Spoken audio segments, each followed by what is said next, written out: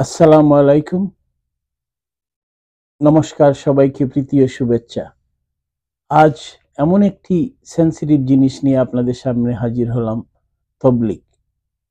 বাংলাদেশে আমরা যারা জন্ম হয়েছে, বড় হয়েছি, আমরা দেখেছি তবলিগ কি।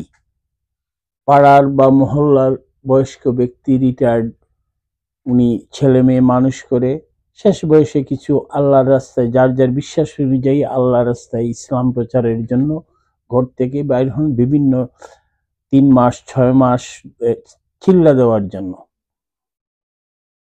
এই সাংসারিক সব থেকে মুক্ত হয়ে নিজেকে যে আল্লাহর রাস্তায়, কিন্তু সেই দিন আর নাই। আমি কিছু ভিডিও দেখাবো। ইতিমধ্যে আপনারা জানতে পেরেছেন তবলিগের নাম ধরে প্রায় 8 জন মানুষের মৃত্যু হয়েছে আজ গত রাত্রে, শত শত লোক আহত। কি এমন ঘটলো? কয়েক বছর ধরেই এইসব তবলিগদের মধ্যে দুইটা গ্রুপ, যেমন মৌলানা সাদ কান্দালাবি এন্ড মৌলানা জুবের, এই দুইটা গ্রুপ কাকরাইল মসজিদে সংঘর্ষ হয়েছে। তো তৎকালীন সরকার, জননেত্রী শেখ হাসিনা সরকার এদেরকে 2 ভাগে বিভক্ত করে তবলিগ করার জন্য পারমিশন দিয়েছিলেন। তবে এর আগে আমার মনে আছে ওদেরকে বলা হয়েছিল, তবলিগটা যেহেতু ভারতের দেওবন্দ থেকেই সৃষ্টি হয়েছিল, তবে মজার ব্যাপার, সেটা ওয়াহাবিরা সেটা পছন্দ করে না। সৌদি আরব এ তবলিগ অ্যালাউড না, বা মিডল ইস্টে কোথাও তবলিগ হয় না। এটা শুধু ইন্ডিয়া, পাকিস্তান, বাংলাদেশ। আর এটার সৃষ্টিটা দেওবন্দে।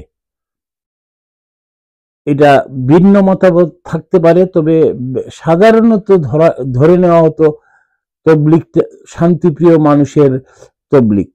বয়স্ক লোক বিভিন্ন গ্রামে গঞ্জে বিভিন্ন জায়গায় গিয়ে মানুষকে ইসলামের দাওয়াত দেয়, কিন্তু আজ সেটা নয়। প্রতিটা জায়গায় মৌলবিবাদী উগ্রতা ঢুকে গেছে। নতুবা আপনি মানুষ হত্যা করে ইসলাম প্রচার করবেন কিভাবে? এই যে তবলিগে ধরেন 10 লক্ষ লোক নিজের এবাদতের জন্য আসলেন, কিন্তু একটা লোককে হত্যা করলে তো এই লোকের হত্যাটা আপনার এই সমস্ত এবাদতের চেয়েও বড়। যেমনটি ধরেন সৌদি আরবে সব জাজ, যিনি ইসলামিক কোর্টের জাজ, উনি সবাইকে মাফ করতে পারেন, একটা ব্যক্তিকে পারেন না, সে হলো মানব হত্যাকারী। এইখানে জাজের কোনো হাত নাই। এটা তবে কে পারে? যে ভিকটিম ফ্যামিলি যদি মাফ করে দেয়, জাজের কিছু করার থাকে না। আল্লাহ বলেছেন, ইসলামিক স্কলারদের বক্তব্য অনুযায়ী, যে ভিকটিম ফ্যামিলি যদি মাফ না করে, উনি মাফ করবেন না। কিন্তু আমরা কি করলাম দেখেন, এর আগেও একবার একজনকে হত্যা করা হয়েছে। গত রাত্রে মানে নির্দয়ভাবে 7-8 জন লোককে ইসলামের নামে হত্যা। এই ট্রেন্ড বাংলাদেশে যাচ্ছে। আপনি দেখেন, আমি এখানে এই ভিডিওতে আপনি স্ক্রিনে দেখতে পাচ্ছেন,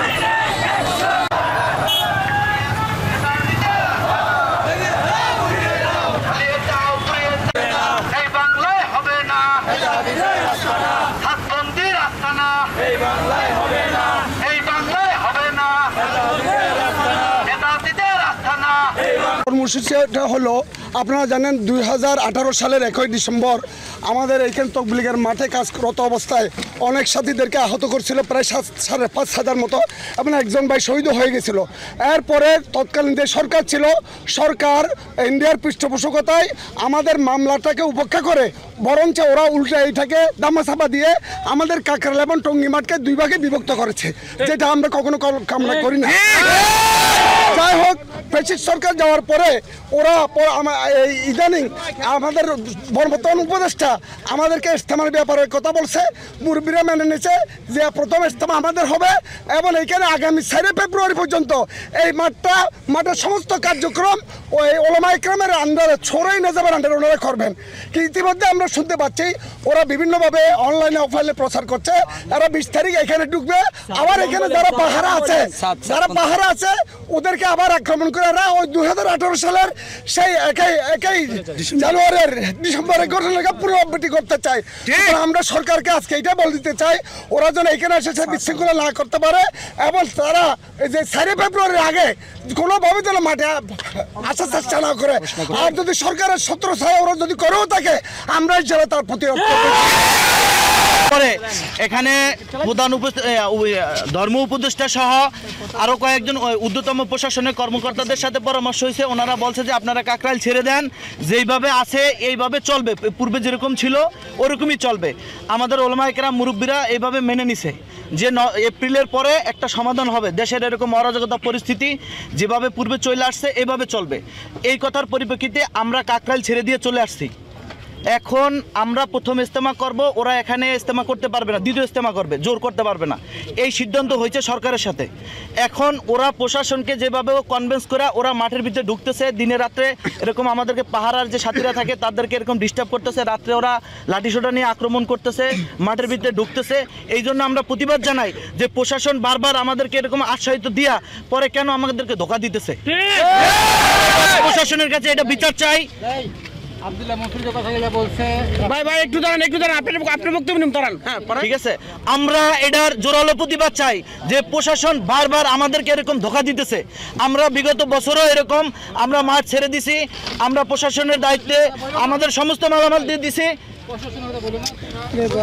সরকারের কাছে দাবি জানাই যে এইটা ওলামাদের তত্ত্বাবধানে তবলিগ চলবে, হক্কানি ওলামাদের। আমরা বাংলাদেশের মানুষ, বাংলাদেশে 95% মুসলমান হকের উপরে আছে। আমরা ওলামা ইকরামের তত্ত্বাবধানে এই তবলিগের কাজ চালাই যেতে চাই। এখানে তাদের কোনো আস্থানা থাকবে না এই বাংলাদেশে। বিভিন্ন রকমের গজব ছড়াইতেছে, ময়দান দিয়ে দিচ্ছে প্রশাসন, এই করছে সেই করছে, বিভিন্ন রকমের হামলা দামলার ব্যবস্থা করতেছে। আব্দুল্লাহ মনসুর বিভিন্ন ফেসবুকে ইন্টারনেট বিভিন্ন জায়গায় তারা বিভিন্ন রকম মিথ্যা কথা ছড়াইতেছে, প্রশাসনের বিরুদ্ধে বিভিন্ন প্রকাণ্ড চালাইতেছে। এগুলো বন্ধ করতে হবে। তারা গত ডিসেম্বর 18 সনের তারাই এই ময়দানের ভিতরে হামলা চালাইছে, তারা এই সমস্ত সাথীদের ছাত্রদের রক্ত জড়াইছে, তারাই আবার এই সমস্ত ইজতেমার বিপক্ষে গতকালকে বক্তব্য দিছে ইজতেমা করতে তারা দিবে না। তো আমাদের কথা হইলো যে উলামা ইকরাম এই কাজের রাহাবার তারাই কাম করতেছে, তারা হুমকি দেওয়ারকে। এই জন্য সরকারের কাছে আমাদের দাবি যে ওদেরকে বিচারে আওতায় আনা হোক। তারাই যে সমস্ত হত্যাকাণ্ড চালাইছে, মিথ্যা কথা ছড়াইতেছে, এটা বিচার করা হোক। এবং আমাদেরকে প্রশাসনের সাথে আমাদের মুখোমুখি করাইতেছে যে আমাদের মাঠ দিয়ে দিছে, আমাদেরকে ময়দানে আসা বলছে, বিভিন্ন নেটে ছড়াইতেছে যে আমাদেরকে মাঠ বুঝাই দেওয়া হয়েছে, আপনারা আসেন, আমরা আলহামদুলিল্লাহ আমরা পেয়ে গেছি। এই সমস্ত মিথ্যাচার বন্ধ করার জন্য তাদেরকে বিচার আওতায় আনা হোক। প্রথমে বলবো যে আমাদের এই কার্যক্রমটা হচ্ছে যে ভারত বিরোধী আন্দোলনের একটা অংশ। যেহেতু মাওলানা সাদ তিনি ভারতেরই লোক, আর তিনি সেখান থেকে বসে বসে আমাদের দেশের ওলামা ইকরামের বিরুদ্ধে ষড়যন্ত্র করছেন তার দোসরদেরকে নিয়ে। এই জন্য আমরা বলবো যে এটা ভারত বিরোধী আন্দোলনেরই একটা অংশ। আর দ্বিতীয়ত 2018 সালে আমাদের ছাত্রদের উপর যেভাবে নির্মমভাবে হত্যা করার চেষ্টা করেছিল এবং অসংখ্য ছাত্র জনতাকে হত্যা করেছে, তার প্রতিবাদ স্বরূপ আজকে আমাদের এই আন্দোলন। তবলিগের মুসলমান ভাইরা শুধরে যাক, এটা মুসলমানের কাজ না, এটা তবলিগের কাজ না। এটা হচ্ছে 1 নম্বর কথা।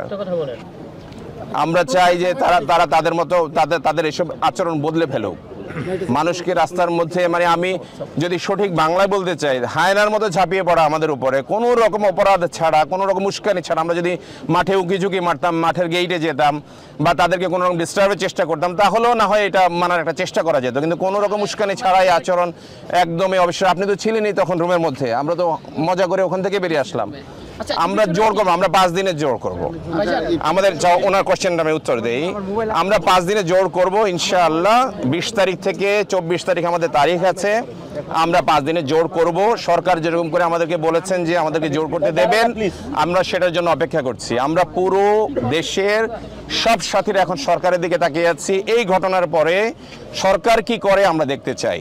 আমরা অক্সফোর্ড ডিকশনারি অফ ইসলাম অনুসারে তবলিগটা কি। তো এখানে এই যে মৌলানা সাদ এবং মৌলানা জুবাইয়ের মধ্যে যে রক্তক্ষয়ী সংঘর্ষ, আসুন এই ভিডিওগুলো আমরা দেখি। বলছে সেভাবে চলছে। এখন বর্তমান যে অন্তর্বর্তী সরকার, এই সরকারের সাথে আমাদের বাংলাদেশের শীর্ষ ওলামাদের সাথে কথা চূড়ান্ত সিদ্ধান্ত হয়েছে যে ইজতেমার মাঠ এটা আমাদের ওলামাদের নিয়ন্ত্রণে থাকবে, কাজ করব আমরা, এবং আমাদের প্রথম ইজতেমা হবে, দ্বিতীয় পর্ব সাতপন্থীদের হবে। এইভাবে আমরা ওইভাবে যেভাবে সিদ্ধান্ত হয়েছে ওইভাবে আমরা কাজ করার জন্য আমাদের সাথী ওলামায়ে কেরাম ছাত্ররা গিয়েছেন। তারা অতর্কিতভাবে মীমাংসিত জিনিসটাকে অতর্কিতভাবে রাত্রে 3:30টায় অন্ধকারে দেশীয় এবং বিদেশি অস্ত্র দিয়ে আমাদের 7 জন ভাইকে পর্যন্ত শহীদ করা হয়েছে, 600-র অধিক ছাত্র আমাদের সাথী ভাইদেরকে আহত করা হয়েছে। যখন সময় 1:30 তখন আমরা তো মাঠে অবস্থান করা আছি। ওরা মানে কিছু সংখ্যক লোক মানে প্রথমে আইসা মাঠে একটা করে তাণ্ডব, মানে নদীর পাড়ে একটা তাণ্ডব শুরু করছে। তারপরে মূলত আমরা সবাই মানে হয়েছি, নদীর কিনারে গিয়েছি, আমরা সবাই ওটা টহল দিছি, আমাদের মুরব্বী থেকে করছে, টহলের ফায়সালা হয়েছে। তারপরে আমরা মনে করেন রাত 2:30 বাজে যখন এসে শুইছি, তারপরে মনে করেন এই সাতপন্থীরা এই মানে এই বাতেলরা ওরা আইসা মনে করেন রাত 2:30 মানে 2:40 আবার আক্রমণ করছে। এই ভিডিওতে দেখতে পেলেন এর মধ্যে কিছু কিছু উগ্রবাদী এখানে ভারত স্বৈরাচার, ভারত বিদ্বেষী, এদের পরিণতিটা কি, কোথায় কোথায় সবকিছুতে এই ভারত বুঝে।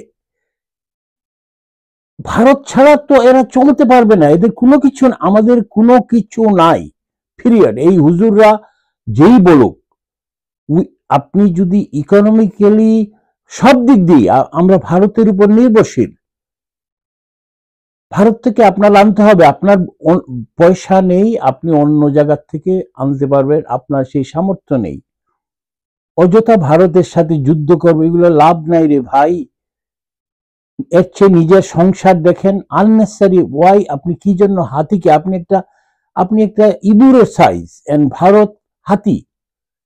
আমি বলি না ভারতের কাছে আপনি নতুন, আপনি আপনার কাজ করে যাবেন, আপনি কেন ভারতের সাথে আপনি গায়ে পড়ে সবকিছুতে আপনার ধর্ম, এইখানে ভারত আসলো থেকে? নয়নে মরণে স্বপ্নে ওরা ভারতকে এত ভালো পায়।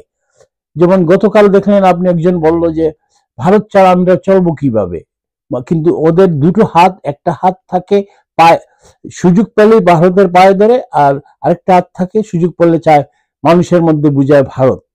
কিছুদিন আগে যেমন একজন উপদেষ্টা ফরেন সেক্রেটারি আসছে, প্রটোকল অনুযায়ী কোন সচিব বা উপসচিব প্রেস ব্রিফিং করবে, মন্ত্রী মর্যাদায় উপদেষ্টা বলতেছে আমরা ভারতের সাথে চুকে চুক রেখে, না, আপনি ভারতের সাথে পা চেটে কথা বলতেছেন, মুখে কি বলেন সেটা না। তাই এইসব বাদ দেন, ভারত বিরোধিতা ফর নাথিং। এইদিকে আরাকান চলে যাচ্ছে, পার্বত্য চিটাগাং আরাকান দখল, ওইদিকে ভুলেও কথা বলেন না কেউ। আপনি গেছেন তবলিগে, আল্লাহর নাম নিতে, এখানে ভারত আসল থেকে আপনারা দুই গ্রুপ মারামারি করতেছেন না। এখানে আরেকটা বলতেছে যে এখানে আওয়ামী লীগ, ওরা এই জন্য আমি বলছি ভাই, আজকাল যদি কারো ওয়াইফ বা প্রিয়জন প্রেগনেন্ট হয়, ডিএনএ টেস্ট, আপনারা সবকিছুতেই যদি আওয়ামী লীগ ছাত্রলীগ দেখেন ইজ বেটার। সমস্ত কিছুতেই আওয়ামী লীগ ছাত্রলীগের আসলে আপনারা ভয় পাইছেন। এর জন্য এইসব বন্ধ করেন। যদি ইসলাম ধর্মে বিশ্বাস করেন, ইসলামের কোরআনে যা লেখা আছে তা ফলো করেন। হিন্দু ধর্ম বিশ্বাস করলে আপনার গীতায় যা লেখা আছে আপনি তাই বিশ্বাস করেন। মিথ্যা কথা বলে মানুষকে আর প্রতারিত করবেন না। ধন্যবাদ।